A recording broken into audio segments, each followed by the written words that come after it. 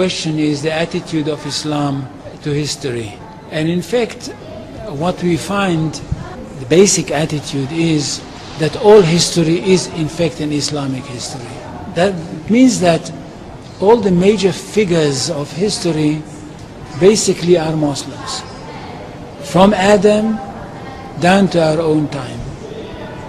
So if the Jews or the Christians are demanding something and basing it on the fact that there was a king called Solomon or a king called David or a prophet called Moses or Jesus, then of course what they are doing, they are saying something which is not true, or in fact they don't know that all these figures were basically Muslim figures.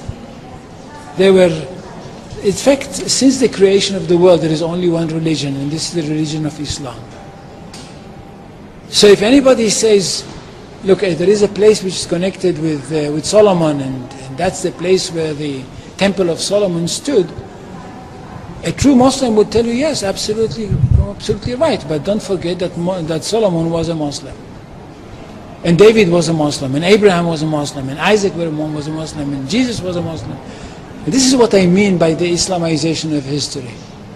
And you can understand that through Islamization of history, you've got Islamization of geography. Anywhere which was connected with these people, or with these prophets, which were all Muslims, becomes a Muslim territory.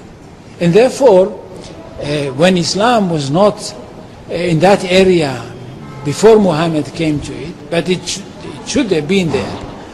In that area, I mean in the Middle East or other parts outside the Middle East, which are now Muslim parts.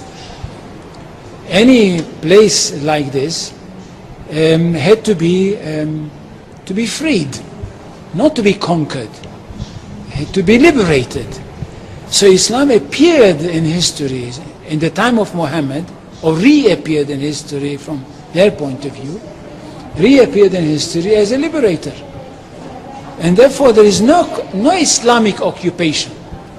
If somebody occupied anything, it would be always somebody else, not the Muslims. So there is no Islamic occupation, there is only Islamic